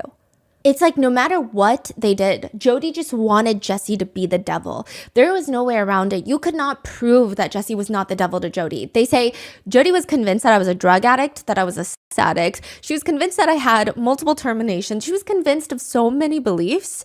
Never allowed privacy. I was never allowed privacy when using the bathroom. I had 7 minutes to shower, 2 minutes to use the toilet with the door open. I wasn't allowed tampons because she was convinced that I was an addict and I was self-pleasuring with them. I was never allowed to have the bathroom door closed because she was convinced that I was constantly self-pleasuring in there. She was convinced that I was addicted to explicit material. I mean, I'd never seen porn at that point in my life. I didn't even know that people with my anatomy could self-pleasure. This is Jodi's manual on complete destruction of a human being, how to take a human and break them in every aspect, physical, mental, emotional. The physical is likely the easier part for Jesse, and that's saying a lot because it's just torture, plain and simple. Jodi would make Jesse run up and down Hellhole Pass Road for hours. The concept being, quote, for the reason of making me so physically uncomfortable that I would confess to sins. I mean, if you also made me run up and down a road for hours in the sweltering heat, I would confess to anything. I'd be like, okay, I just need a cup of water. You're right. I have reincarnated as the spawn of Satan. I would say whatever you wanted me to say. There was one time Jesse says that they finally stood up and said, no, I'm not doing that. Jesse says, that was the day that I walked away. And I was like, no. And I turned around and she punched me in the back and knocked me down. And Jodi, she's not tall, but she's sturdy. She's a powerhouse of a woman, very strong. Then she ended up going inside. I stayed outside. I went to a neighbor's house. The neighbor didn't know what to do. Jodi found me, came, and again, the neighbor was like, I don't want to tell her, but I have to because you're a minor and she has power of attorney. She's your guardian, and I can't lie to her. That's how Jesse gets sent back. Mentally, it's confusing though. Jesse says they ran away 3 times only to end right back up at Jodi's house, and the punishment for running away would be to be blindfolded, tied up by their arms and legs, roughly thrown into the back of a car. Jesse had no clue where they were being taken. They're driving for like an hour before finally they hear the car shut off. They're in the mountains. Jesse will be forced to run up and down the mountains as repentance for running away. The worst part is it gets to the point where the torture and the life is so bad that once they're done running up and down the mountain, Jodi would start showering Jesse with praise. I knew you could do it. I knew you could repent, and my niece is still in there. Jesse says after attempting to run away 3 times, hating life, wanting to be in jail rather than with Jodi, but once they hear that little bit of praise, mentally, your brain is so starved, so desperate, it gives you a high. Like you want to work harder for praise from Jodi. They say in the other part, that type of abuse that I don't think is talked about as much is that 90% of the time you're evil and horrible and wrong and the abuse is almost unbearable. But then there are moments where you're rewarded and you're now the best thing in the world. And so after these 6 hours of running up and down the mountain, the reward that Jodi gave me of acceptance of you did it, you did the thing, it creates this cycle, which I think is already the foundation and the prerequisites of this is instilled in the Mormon church of having to earn love.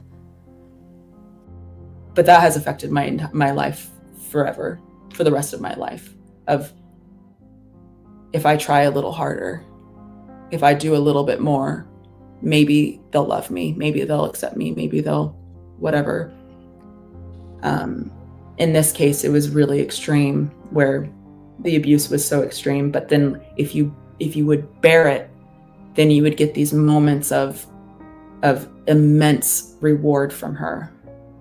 And it's just such a psychological fuckery. And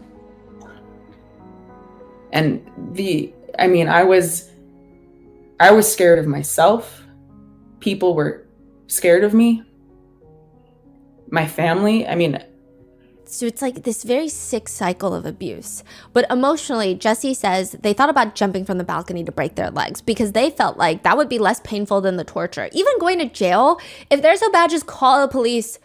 They would ask Jodi, just like, let them arrest me, please. If I'm that bad, let them arrest me. Jesse says, I would rather be in jail.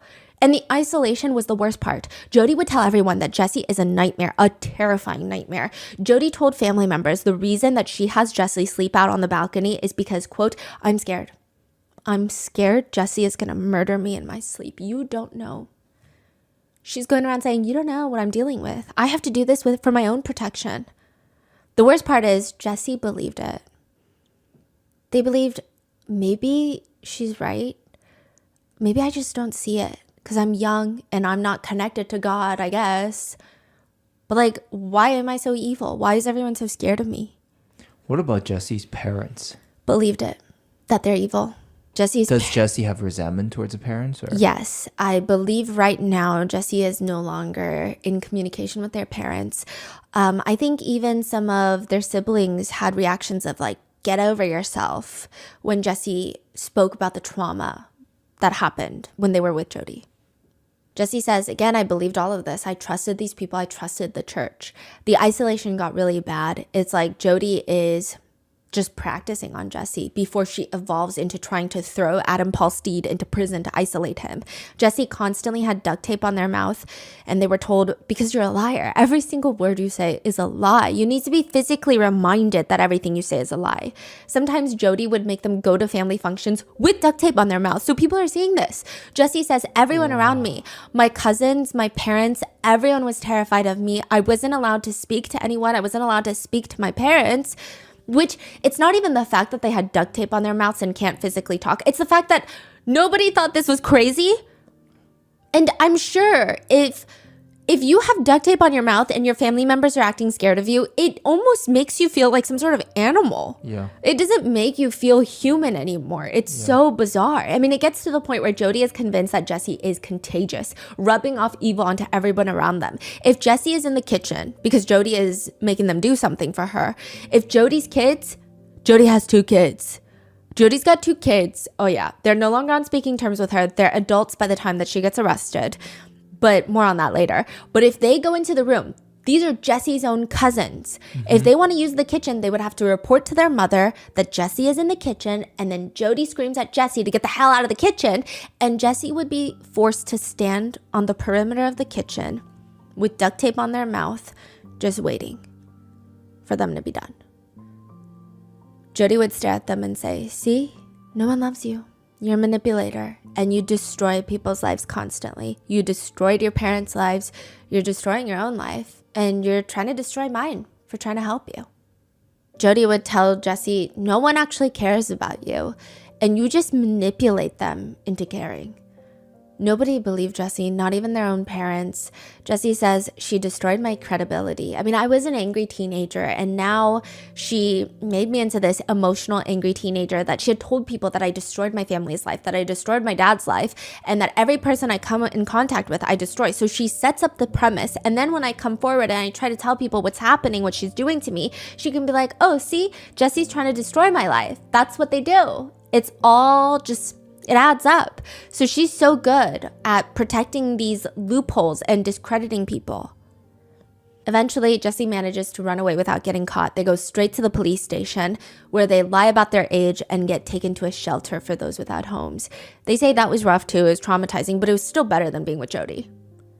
Now, a big question everybody has though is why the hell is Jodi Hildebrandt so goddamn angry? Like, it doesn't make sense. Why is she so upset with everyone? Why is she so angry? Why is she such a vile person? Maybe this. Jessie remembers one very interesting conversation they had with Jodi, because Jodi makes it her entire life mission to make sure that Jessie is not gay. But they state, she did say something to me when I was living with her. That was very strange, because I've known I was queer since I was 7, and I was experimenting with girls and friends since I was 7 or 8. She knew about it and that it was very bad. It was very, very evil. But then she said something to me. She had this friend, her name's Bev. She said something to the effect of, yes, being gay is evil and pleasures of the flesh and yada yada.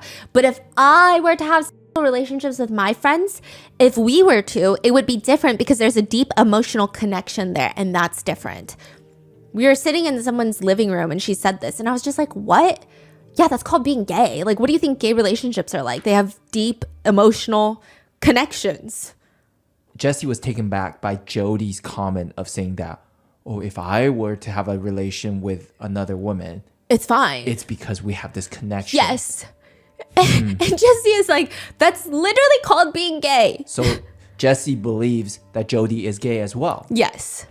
Now, there's a lot of quizzes online with names like, am I gay quiz? They're all like fun, goofy. They ask, what's your favorite Beyonce song? What you order at the bar? It's goofy. It's playful. Don't take it too seriously.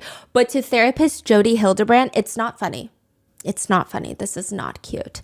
As the world's worst life coach, Jodi will give advice to viewers who submit their life worries to Jodi. In one particular clip, she's responding to a viewer who states that she's going through her 13-year-old daughter's phone, comes across her search history where she's talking about taking a quiz. It's called the Am I Gay quiz. Jodi explains, there is no such thing as Am I Gay? And so because we all have the gift of choice, there is no such thing as Am I Gay? Because that takes choice away. It says, I am something, period, the end. Like I didn't have choice in it. It just is. And so that on its face is a lie. It's not the truth. It's a distortion.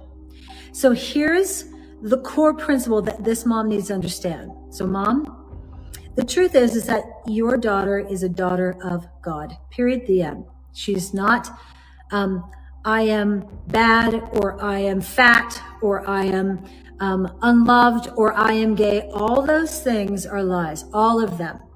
Which is like the collection of words she uses there is also unhinged. All these things are lies, all of them.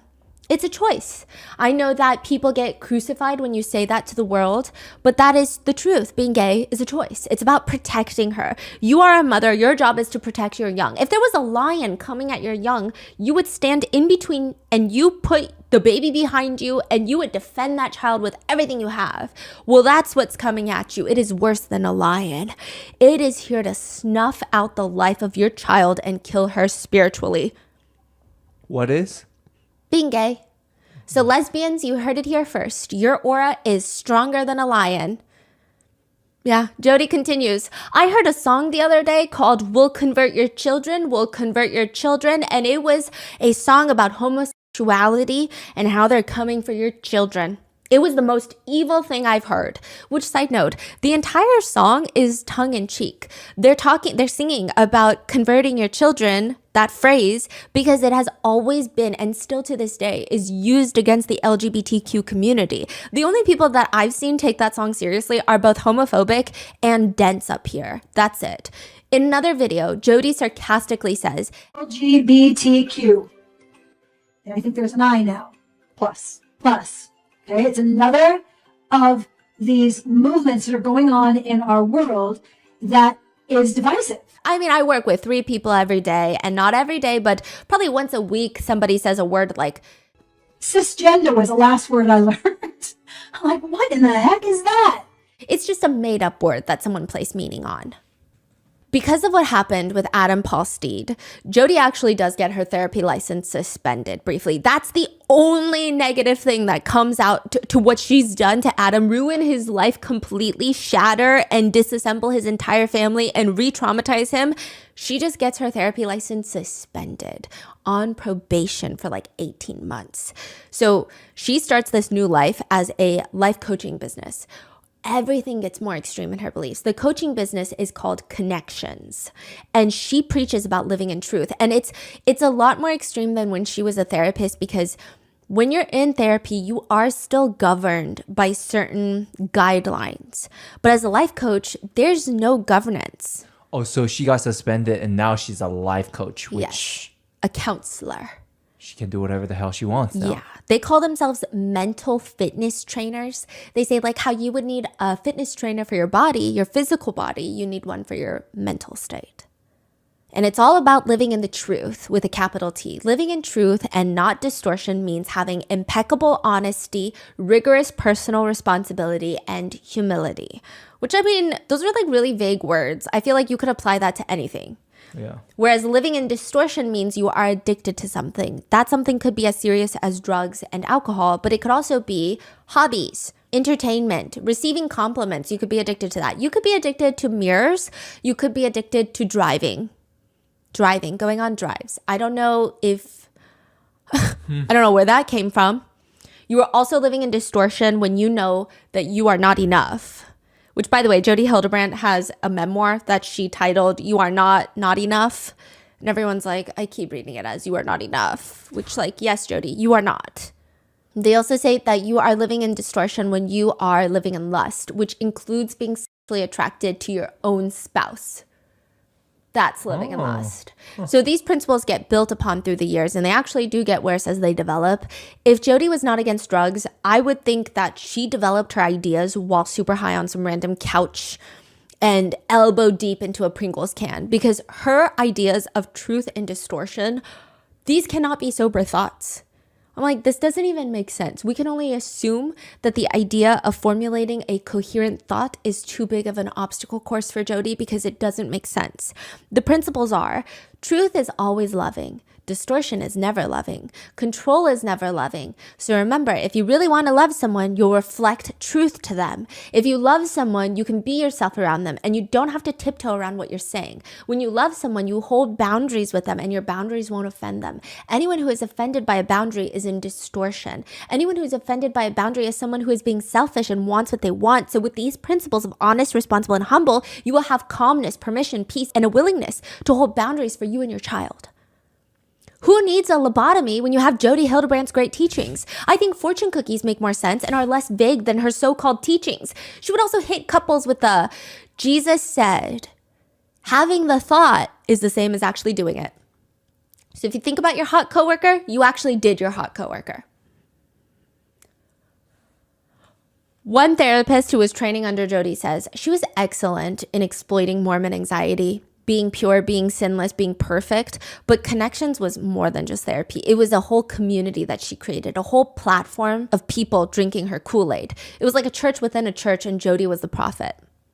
That person also didn't like the way that Jodi would treat clients entirely differently according to their status. He says, a client would come in who was well-known and had a lot of money, and she would say to me, we really got to take care of this one. And I thought, that's odd. So this was when Jodi was a therapist. And he would say, like, we're therapists. We're trained not to care about if that person has money. I think she was just salivating. She was salivating about money and power. Like, that excited her. What can I do with a client with a lot of money, influence, and a lot of power? Jodi was a businesswoman. I mean, She really has a lot of addictions, huh? Yeah. She knew how to hit on a pain point, and the biggest pain point for people in order to turn a profit. Jessie says, this is the crazy thinking about it now, but I used to do her billing. So Jessie is Jodi's niece, remember? And they say, I used to do her billing. She would force me to do it, like free labor. Jodi's billing for the therapy session, Jessie says, I did her billing and she bills the LDS church. So every client, essentially, I would say the vast majority of her clients were from bishop recommendations, just based off the billing that I would do. So the host of Mormon Stories mentions, in the Mormon church, if somebody can't afford a therapist, sometimes tithes and offerings might be used by the bishop who recommends his ward members to Jodi. He will then foot the bill from the church offerings, pay Jodi. She's making money off the church, allegedly, right? But they pay the bill. Now, here's the problem with that. One, Jodi is gaining a lot of wealth and success from the church itself. And two, a lot of victims have come forward to state that another insidious way that Jodi ruins people's lives is once your bishop pays for your therapy, they are entitled to all therapy notes. What? There's no such thing. Like, you usually have to sign things that say my bishop can also know what I talk about in therapy. So it's this, Jodi will alienate you from your bishop, accuse you of doing some heinous things allegedly. Is the allegation against Jodi. I mean, multiple allegations against Jodi. Even when Jessie's physical state started changing because of the physical torture that their aunt was putting them through, I mean, a lot of people at the church could see them in this mental and emotional anguish. People start going to the bishop about them, and the bishop then turns to Jodi, gives Jodi a full rundown, like, these are what people are saying about Jessie. Jessie says, Bishop went to Jodi, told her, gave her the names of the people, what they said, the reason why these people thought anything was wrong with me. And according to Jodi, it was because I was emotionally manipulating them into thinking that I would go to church, wear a long face, and manipulate them into feeling sorry for me.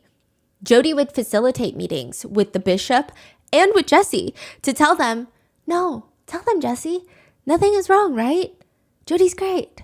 Which is already highly unethical. Okay, side note, already unethical. If you are a therapist, every single therapist, at least the ones that should be licensed anyway, they say if their family member, a niece, a cousin 5 times removed, doesn't matter, they would never be their therapist. They would recommend someone, that's it. You do not become the therapist for your niece. And not only that, but you don't have them move in with you. And since, Jodi is in competition for the worst person alive, and just bring the gold home, Jodi would facilitate meetings with herself, Jessie, and Jessie's bishop. And the church leader, the bishop, would tell Jessie, you're like a horse. You got to be broken in. Jessie says, we drove to all the people's homes, all the church members that were concerned for me, and Jodi sat me in the car. She told me exactly what I was going to tell these people, and I would go in and apologize to them for manipulating them into thinking that Jodi was doing something wrong to me when she was actually saving my life. Jessie says, also, Jodi hates men. She hates men. She thinks all men are vast majority of men are evil, including church leaders. She thought church leaders were idiots. And she had the answer and that she understood it. She thought she was fighting tooth and nail on the front lines of Satan. But somehow, there are still people that believe Jodi is the all-knowing oracle to the truth. One review reads, Jodi's one-on-one calls and the group classes have been life-changing for our family. Years of false beliefs were surfaced in weeks, what years of therapy failed to do. I will say, anyone who believes Jodi's tactics are questionable are simply not ready to take responsibility for their choices. 5 stars for Jodi Hildebrandt. Review left by Ruby Franke. 18-year-old Ruby is not looking for a degree, which seems counterintuitive because she is a student at Utah State University. But where else are you supposed to find the love of your life who is going to be athletic, handsome, smell good, comfortable to talk to, well-groomed, not skinny, 5 inches taller than Ruby, doesn't have anger issues, is not snappy, is not snooty, is good with music and teaching, wears khakis and collared shirts, Eagle Scout, is good with siblings, likes yard work, prays daily, reads scriptures daily, wants 6 kids, willing to help kids with homework, and is crazy about me. That is her list of what she's looking for in her future husband. And she's looking right now. 18 years old, in college, looking for a husband. How do we know that? Her prerequisites, she has a whole graph of it. labeled and detailed on a poster board that's hung in the back of her closet. When she starts dating, she's going to go in and start writing the boys' names across and then coloring in the boxes. So if you're 5 inches taller, she'll color in that box. And then at the end, she's going to see who has the most colored boxes, and that's her future husband. What? Yeah. She's like efficient with her dating. That is crazy. Yeah. The boy that she's going to marry is going to check off the most. And one of the contenders is Kevin Franke. It's not the most romantic meeting, but that's fine. She did not write love at first sight type of romance movie meeting on her chart. Ruby and Kevin Franke, they bump into each other at a hot dog stand on campus. And instantly, he's a good contender. He's laid back. Ruby likes that. She wants someone to join her in life, not run her life, not lead her in life. She wants to drive the car, which also, side note, a lot of netizens have been asking, 8 passengers, then who is driving? And then a lot of netizens comment Jodi. Interestingly, Kevin is just as interested in Ruby as she is in him, maybe more so. He was heartbroken when he realized that while watching a movie with Ruby, under the blanket, he was holding her hand. But when he looks under, there is another guy dating Ruby on the other side, also holding her hand. What? He's so pissed about it, but he becomes determined. And I don't know how he knew about Ruby's little graph of dating in the back of her closet. I don't know if he stumbles upon it by accident, but once he finds it, he's ready. He jots down every single thing on that list. And this is the new Kevin Franke. This is who he will be from this day forward. He says, I went home and I studied hard. I studied that list harder than I did my schoolwork, I think. I was very insecure with who I was. I was willing to change to become somebody that somebody else would appreciate and love. And it works. After 2 weeks of dating, this is like 2 weeks after meeting each other, they get engaged. And within 2 months of being engaged, they get married. And at just 21 years old, Ruby gives birth to their very first child, New York Times bestselling author Sherry. Yeah, get her book. 1 down, 5 more to go. 6 kids total, and Ruby Franke is the type of mother who needs a scapegoat. She would be a perfect mom, right? Had it not been for this kid. Everything would have been perfect had it not been for this one. A lot of narcissistic parents always find a scapegoat in the family, and it's usually a kid. Every other kid is good. Every other kid is well behaved in their eyes, except this kid. If something goes wrong, it's this kid. Does the kiss shift? Yes. The kid, it seems like in the beginning, it is Chad. And then once a lot of the older children move out, once Chad and Sherry move out, and Kevin moves out, it'll be the youngest too. Chad is the eldest son, the second born. And in part 1, we go over Ruby taking away his phone, his bedroom door, even sending him to a troubled teen wilderness camp for over a month. It seems like this was all done at the recommendation of Jodi, which Ruby meets Jodi through a friend who is telling Ruby, listen, if anyone can, quote, fix Chad, which by the way, Chad, and I don't think any of the Franke kids needed any sort of fixing. They just needed a mother who loved them and did not vlog all of their worst moments and put them online 5 days a week. But she says, if anyone can, quote, fix Chad, it's going to be Jodi. Now, the first Zoom meeting between Chad, he remembers for some reason his parents were so nervous. Chad thought it was goofy. He's like, I'm just going to get through this Zoom meeting with this Jodi lady and I'm going to be done with it. They hop on Zoom. Jodi says, Chad, it's really good to see you. Are you ready to start living an honest and responsible and humble lifestyle? Chad says, absolutely. Let's get started. I'm so ready to live a responsible life. You're lying, Chad. Chad said he went silent because he's never had a therapist or whatever call him out so directly in front of his parents. Like, you're lying about that. It was just very aggressive. Chad looks over and he just knew that his mom is hooked from that moment forward. Jodi is not taking Chad's bullshit. Is this like in the middle of their YouTube journey? Like Yes. they're already famous? Already famous. So do you think Jodi coming in already like, oh, I want these people as... It seems like I want to it. latch onto this Yes. them because they're famous. And Famous, rich, influence, everything is perfect. I see. Yeah. Now, after the Zoom call, Jodi reaches out to the Frankes and she tells them, look, your son Chad, he needs an outcome. He needs an outcome for the way that he showed up to that meeting. He's running circles around you guys. Immediately, they just start taking away everything. His phone, Xbox, no friends, Anasazi Wilderness Camp. He doesn't get a bedroom. Eventually, they take away football, which was That was honestly Chad's, he was really good at football. Really good. That he wanted to get a scholarship and just get out of there. Chad says, my mom was trying everything in her power to fix me, but I never felt like she was doing it for me. It always felt like she was doing it for herself. At one point, my mom got kind of teary-eyed and she said, Chad, this is your last chance. Jodi and I found a military camp in Virginia and we are just waiting for one more time of you acting up. And if that happens, we're going to send you there until you're 18. Chad says, I don't know. I think I really just sensed something in my mom that realized that she's not going to let Jodi go. This is just how it's going to be. This is how it's going to be from now on, and I just decided to start listening. Ruby's thought is, if this is going so well with Chad, why not Kevin? Maybe Kevin Franke, Ruby's husband, can benefit from some counseling. Kevin Franke works as a professor at BYU in the civil engineering department with a focus on geotechnical engineering, meaning he teaches how soil and rocks and earth materials interact with structures and buildings and infrastructure. It's a lot of work pertaining to the soil, so they're really well versed in fundamentally soil mechanics and just how rocks behave. So how certain soils respond to static and dynamic loads, how an earthquake can have the interactions between the infrastructure and the soil specifically in that region, and how they can learn to make the infrastructure better for the future. It's a lot of smart stuff. It's indisputable that Kevin Franke is academically very intelligent, but in terms of teaching, some would argue he's not very good. His Rate My Professor rating is 30% would take again, with a solid 2.2 out of 5. One review on Rate My Professor says, he's very rude and mean. He spoke down to students in a very condescending, disrespectful manner. I truly did not have a great experience in this class. It wasn't an insanely hard class. I take schoolwork very seriously and have never had issues with a professor before Professor Franke. Hard professors are one thing, but downright rude, dismissive, and arrogant is another. Save yourself the misery if you can and take something else with someone else. Another just reads, weird dude. Interestingly enough, another reads, unable to get in contact outside of class. He's very controlling and you can only have the same views that he has or you will be looked down upon. Caused me so much stress that I dropped out.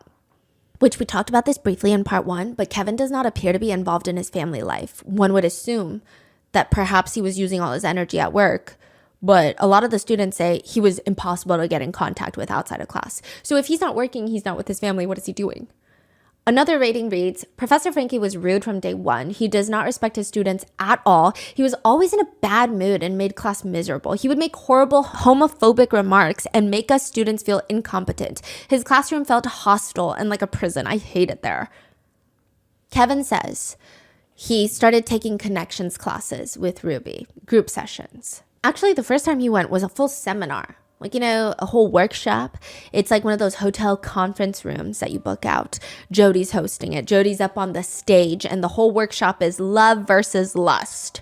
Jodi would say, love is giving. It's honest. Lust is about taking. It's about greed. It's about control. And you can lust over anything. If a man says he doesn't lust, he's lying. Many of them are lusting. Whether they're lusting sexually, they're being selfish.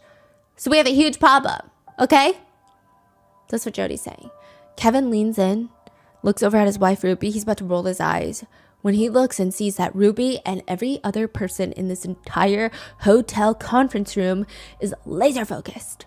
They're like on the edge of their seats. He whispers to Ruby, this feels like a cult, like a man-hating club. Kevin says the experience was very confusing. You know, this is a bunch of man-hating women that are just looking for excuses to tear down their husbands. And I mean, that's what it felt like to me in there. But it's confusing because there were a lot of people that I respected, a lot of people that were on that stage with microphones in hand giving testimonials of how great this was and how it changed their lives and their marriage. The seminar does come at a very vulnerable time. He says, to be honest, we were pretty lost, and Ruby believed this was the roadmap back to the place that we both wanted to go.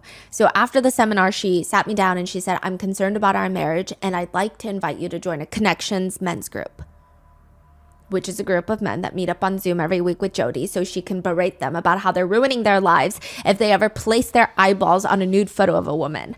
In the beginning, at least, Kevin and Ruby get sucked in. He says, we both felt like there was purpose again. Even the kids felt a change. Ruby was happier. She never shouted anymore. We were really happy, like a happy family again.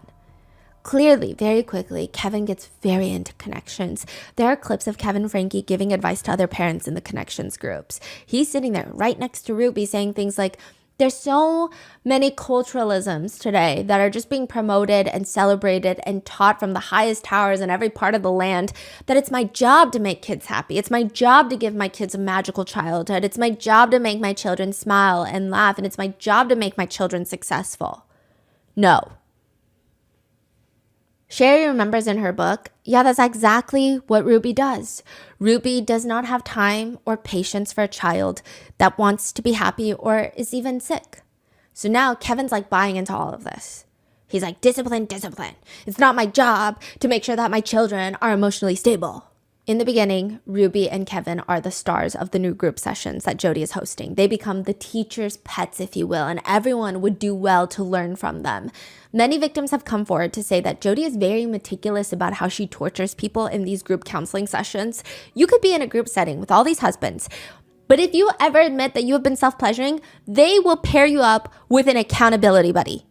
This is a non-mental health professional that you have to text 3 times a day at the very least.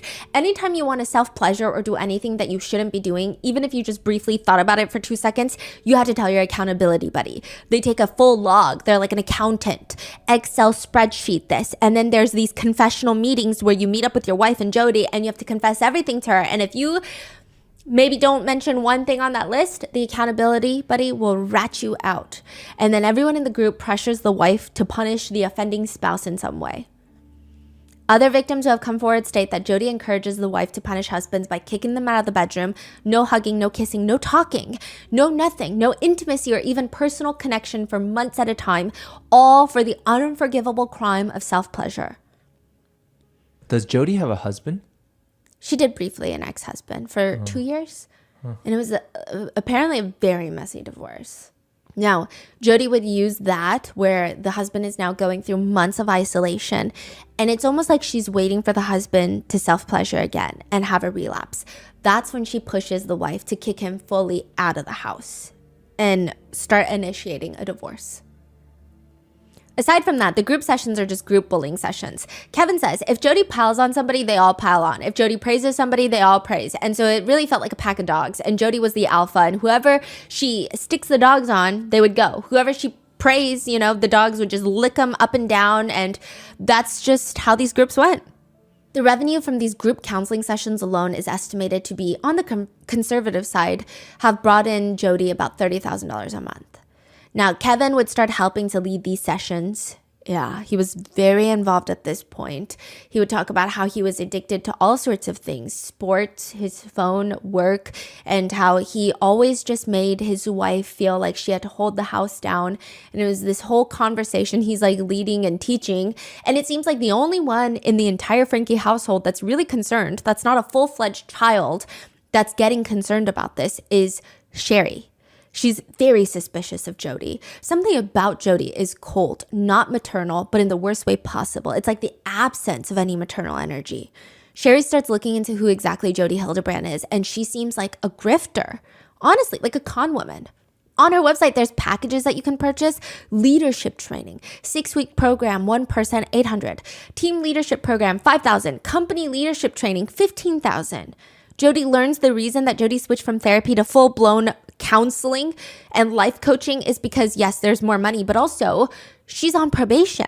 Her license was suspended. Wow. At this point, Adam Paul Steed's story was not fully out, so it just was like Jodi was disclosing patient information to the honor code at BYU. It wasn't the level that we know today. Mm-hmm.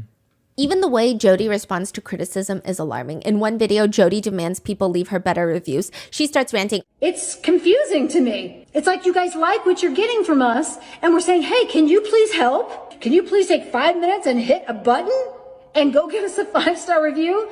Please?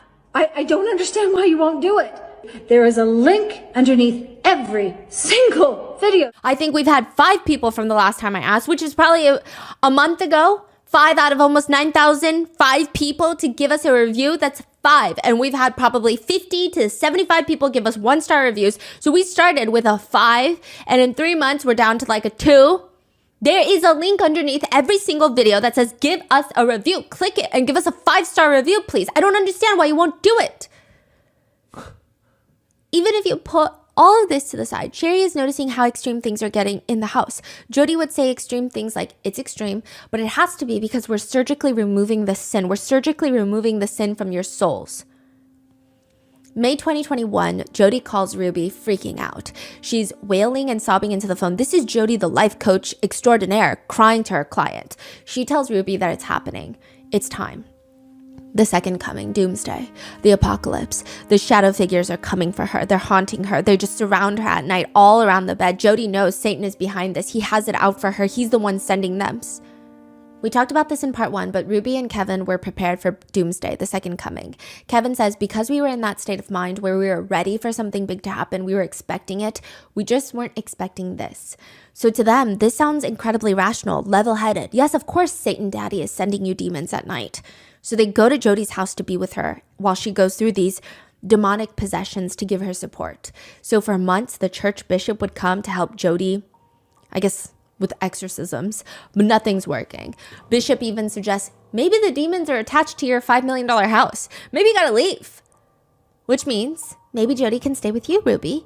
Live with you and the rest of the Franke kids until she's better. Move into the Franke household. Kevin says, I was like, oh, hell no.